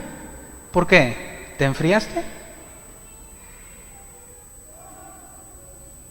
¿Qué evidencia me da eso? ¿Qué evidencia me da? Que no eres hijo de Dios. ¿Te das cuenta de lo grave que es eso? No eres. ¿Cómo resuelves ese asunto entonces? Dices a alguien, oye, es que ando buscando a Dios, ando apartado. ¿Qué le aconsejas? Búscalo. Con eso. ¿No dice ahí que no depende del que quiera? ¿Cómo? Entonces, ¿cómo le hago? Es que quiero cambiar. Yo quiero cambiar. Y ya me esforcé por cambiar y no puedo. ¿Cómo le hago entonces? Síguele echando ganas. ¿Sí? ¿Cómo se resuelve ese asunto? Díganme a los cristianos. ¿O tú no batallas? O tú dices, sí, pero ya me acostumbré a batallar. Ya sé que eso no se quita. No. ¿Cómo se resuelve eso? Lo vas a intentar y vas a fallar. Lo vas a intentar y vas a fallar. Y vas a fallar y vas a fallar y nunca vas a poder. Entonces, ¿cómo se resuelve? Dice, depende de que Dios tenga compasión. La única forma en que tú cambies y te acerques es que Él tenga compasión. Pero si tú te esfuerzas, eso no es. Entonces digo, Hernán, quiero cambiar, pero me dices que no me esfuerce. ¿Cómo se resuelve? No trates de cambiar. No puedes cambiar. Entonces, ¿qué haces? Busca a Dios.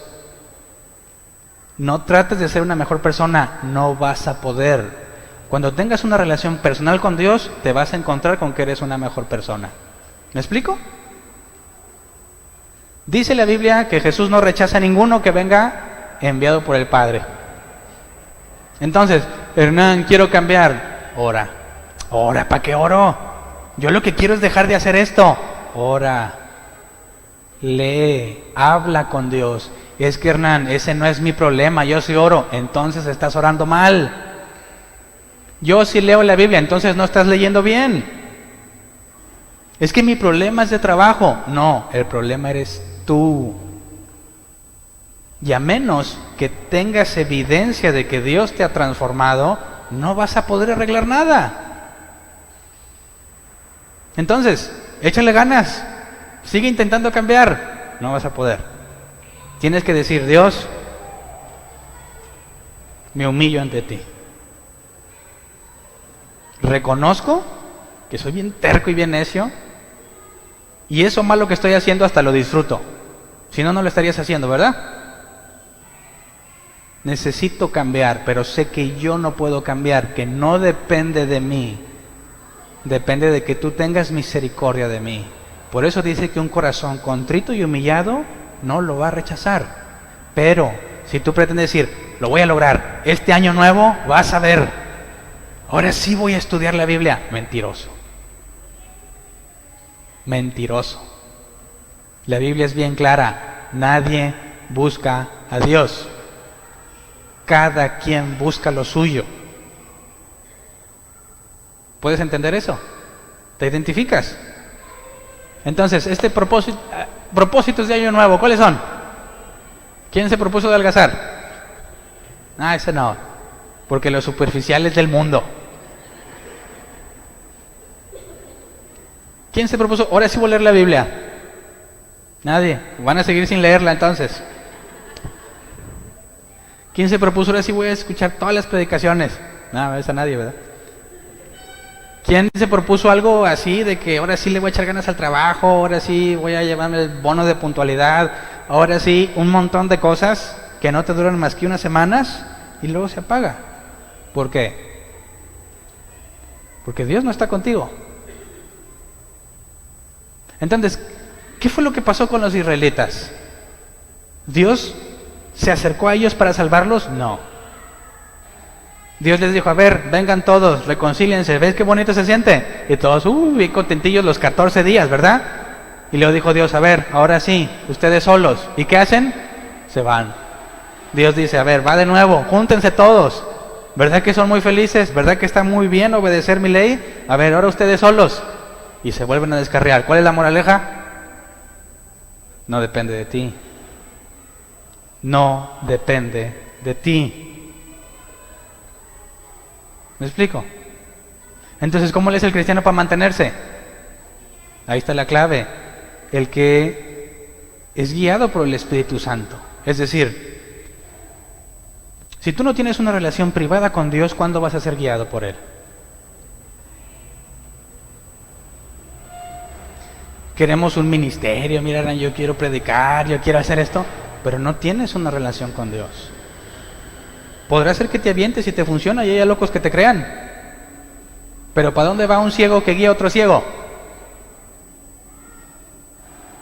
Podrás saber mucha Biblia, pero según Dios, si no la vives, por eso es muy peligroso que diga, a ver, yo soy un elegido, no te metas conmigo. No, espérate. ¿Cómo están tus acciones? ¿Realmente puedes decir como Jesús, a ver, que alguien busque pecado en mí, como para demandar los derechos de un elegido? Fíjate, yo una persona, no me acuerdo quién dijo, un santo, una persona santa que tiene santidad, es ignorante de lo que es. No sabe que es un santo. Porque en el momento que alguien habla de su santidad, dejó de serlo. ¿Puedes entenderlo? Cuando tú estás haciendo las cosas bien, no parece que las estés haciendo bien. Tú no te sientes diferente. Tú estás viviendo normal. El que está afuera te dice, oye Hernán, ¿cómo has cambiado? Pues no, o sea, yo estoy buscando a Dios, yo estoy orando, y no estás consciente de que ya cambias en el momento que dices, ahora sí. Bola de pecadores, arrepiéntense de sus maldades, porque Dios los odia. En ese momento dejaste de ser santo. La santidad es algo curioso porque no sabes que eres santo. Estás tan ocupado en estar buscando a Dios que no te das cuenta de que todo ya cambió. Y en el momento en que te separas y ves lo que ha cambiado, dejaste de serlo. ¿Me explico? Entonces, ¿Jesús fracasó en la cruz o no? ¿Jesús murió para que todos se salvaran? Y hay una verdad muy importante. No. Solo los elegidos. Y con esto termino. Eso es lo que dijo Pablo con respecto a eso. Dice, Romanos 11, 20 al 22.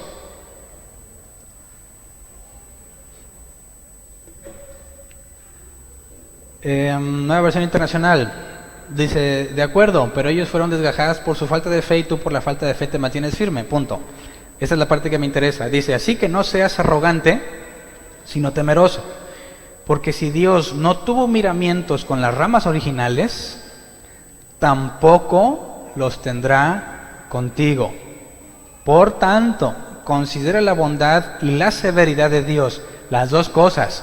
Qué bueno es y qué severo es. Severidad hacia los que cayeron y bondad hacia ti. Pero si no te mantienes en su bondad, tú también serás desgajado. ¿Lo entiendes? ¿En qué te debes de mantener? En su bondad. ¿Cómo? ¿Haciendo buenas acciones? No. Las buenas acciones son la consecuencia de estar en su bondad. ¿Cómo permanezco en su bondad? En comunión con Él. Mientras tú estés en comunión con Él, te vas a sentir mal cada vez que la riegues. La vas a seguir regando. Te vas a sentir mal. Y te vas a sentir tan mal que le vas a decir a Dios, perdóname por el mugrero que estoy haciendo. Y cuando te humilles realmente, Dios te va a decir, ok, y te restaura. Él es quien nos mantiene. Por eso nadie se puede jactar. ¿Quién puede decir es que yo soy bien santo? Eras. Es que a mí Dios me habla. Te hablaba. Quien realmente está concentrado en buscar a Dios, es más, no tiene tiempo ni para buscar la felicidad. Ya quiero ser feliz. La felicidad no la busco, no la persigo. Estoy muy ocupado siguiendo a Cristo. ¿Entiendes? Tú estás aquí porque Dios te trajo. Jamás por tus propios medios hubieras buscado a Dios, jamás. Pero si no te mantienes en su bondad, ahí está lo que pasó con los israelitas que pretendían ser elegidos, pero no daban evidencia de realmente serlo. Por eso es que no depende de ti, pero sí depende de ti. Tú no puedes acercarte a Dios por tus propios medios, pero una vez que te acercaste, depende de ti el no gloriarte, envanecerte, enorgullecerte por lo que Dios ha hecho contigo. Eso es lo que vimos el tema pasado. Pablo dijo que para que no me gloriara de mis Dios le mandó un aguijón en la carne, para mantenerse humilde. Entonces, resumamos. Dios se entrega a Jerusalén. Se cumple lo que dijo en Deuteronomio. Vinieron, destruyeron todo, derribaron el palacio, se llevaron todos los tesoros del templo, derribaron el templo, derribaron la muralla. Mataron, dice, a los jóvenes, a todos los jóvenes que encontraron los mataron adentro del templo, lo que lo hizo impuro. Y a los que quedaron vivos se los llevaron cautivos, pero no todos. Algunos quedaron. Nabucodonosor, a algunos los dejó, dice, a los más pobres, para que cultivaran la tierra. Entonces, ¿fracasó Dios cuando los sacó de Egipto? Dicen los ateos, ¿para qué los saca de Egipto? Si luego los destruye. No. Como Pablo bien explica, nunca ha fallado su promesa. sacó y ha sido fiel a todos los que Él ha elegido. Todos los demás, debido a sus propias acciones, fueron desechados. Tú también puedes ser desechado como cualquiera de los demás, si no permaneces en su bondad. Entonces, somos personas entre todo el mundo muy afortunadas de haber sido elegidos por Él, porque no lo mereces, ni yo lo merezco. ¿Qué vas a hacer con esa enorme concesión no merecida que Dios te ha dado? Por eso dice la carta a los Hebreos, que los que despreciaron la gracia, no les queda más que una horrenda expectativa de juicio. ¿Cuáles son tus propósitos de año nuevo? Espero que a partir de hoy cambien, si es que ya los tenías. No te pongas propósitos donde tú los vas a hacer, no va a funcionar. Acércate a Dios. Dile, Dios, este año no te pido por mis deseos, quiero cumplir los tuyos. Son mejores que los míos. No quiero, fíjate bien, no quiero una mejor casa. ¿Quién no quiere una mejor casa? Yo sí quiero una mejor casa. Pero es mejor decirle a Dios, no te voy a pedir una mejor casa, no te voy a pedir un mejor carro. ¿Quién quiere un mejor carro? A mí me urge un mejor carro, pero no se lo voy a pedir. Dios, sabes que lo necesito, pero no te voy a pedir un mejor carro. No te voy a pedir un mejor trabajo. No te voy a pedir salud. No te voy a pedir nada de lo que yo quiero. Más bien, quiero pedirte que tu voluntad se cumpla en mí. Porque cuando yo me encuentre caminando en su voluntad, voy a experimentar lo que los israelitas cuando estaban en el Pori, felices de la vida porque Dios fue quien los llevó ahí. Eso es lo que yo quiero. Y eso es lo que creo yo, cualquier cristiano bíblico debiera pedir. Porque sabe que no hay nada mejor que la voluntad de Dios. Del griego telema, mejor oferta. Vamos a ponernos de pie entonces. Vamos a orar. Dios no falla. Dios no falla. Nosotros sí. Por eso es importante entender la Biblia solo con la Biblia. Si la Biblia dice que Dios todo lo puede, entonces Dios no falla. Y ahí tiene que haber una respuesta, una explicación. Todo el 2014 hicimos muchas cosas, buenas y malas, ¿verdad? Tomamos decisiones buenas y malas. Todos agarran el 2015 como una buena oportunidad para motivarse a ser mejor. Pero muy probablemente lo que quieren hacer el 2015 es lo mismo que quisieron hacer el 2014 y lo mismo que quisieron hacer el 2013 y así. Porque realmente no se avanza. Te propongo diferente. Este año dile, Dios, 2015, quiero verte en mí. No quiero estar consciente de cuán santo soy. No quiero afanarme en conseguir mis sueños. Quiero encontrarme realizando los tuyos. ¿Estás dispuesto a renunciar a lo que tú quieres por hacer lo que Dios quiere? Vamos a orar entonces, Señor. Queremos primero pedirte perdón porque reconocemos que en muchas ocasiones despreciamos lo que tú haces por nosotros.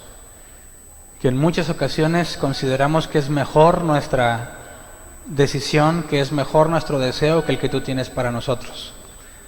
Reconocemos que muchas veces conscientemente decidimos no obedecerte. Señor, muchas veces también conscientemente hacemos lo que no te agrada. Queremos pedirte perdón y reconocer que tú siempre has extendido los brazos a nosotros y que nosotros hemos sido rebeldes. Pero es tu compasión la que me sostiene aquí. Eres tú, Señor, que por tu misericordia has decidido mantenerme junto a ti y estoy agradecido por eso, Señor. No hay nada que pueda hacer para compensarte lo que tú has hecho por mí. Hoy me humillo reconociendo que no soy nada y que yo continuamente busco lo malo. Que eres tú, Señor, que tomas el control de mí, me haces hacer cosas que te agradan. Quiero decir como Jesús decía, las obras que yo hago no son mías, es mi Padre quien las hace a través de mí. Queremos decir como Jesús, las palabras que les hablo no son mías, es el Padre quien habla a través de mí. Perdónanos todas las malas acciones que hemos hecho, Señor, y ayúdanos a permanecer en tu bondad. Tu palabra dice que a los que tú has elegido, Señor, a esos los mantienes cerca de ti. Pero también leemos que tú no nos obligas a nada, que tú nos das la opción de decidir, una vez que te hemos conocido, nos das la opción de decidir si permanecemos contigo o no. Ten misericordia de nosotros y no nos entregues a nuestros malos pensamientos. Repréndenos, Señor, como dice tu palabra, disciplínanos para que reconozcamos siempre que lo mejor es estar contigo, a pesar de que no alcancemos nuestros deseos. Como dijo Jesús, no nos expongas a tentación, sino líbranos del maligno. Estos son nuestros deseos para este año, Señor. Encontrarnos haciendo tu voluntad. Entregando lo que nosotros queremos y aceptando lo que tú quieres, Señor. Quizás pongas tus deseos en nosotros y nos encontremos realizando nuestros propios sueños, pero reconociendo que no venían de nosotros, sino de ti. Padre, tú todo lo puedes, tú todo lo sabes, tú nunca fallas, nunca has fracasado y nunca lo harás. Por eso yo confío en ti. Tú has demostrado ser digno de confianza, Señor, y tú has mantenido en tu misericordia los que tú has elegido. Haz así con nosotros, Señor, en tu misericordia, manténnos a tu lado para poder estar seguros, como el apóstol Pablo, de que estamos corriendo la buena carrera, que estamos cumpliendo con el llamado que nos has dado y que estemos seguros que ya sea que vivamos o que muramos, de ti somos. Gracias. Amén.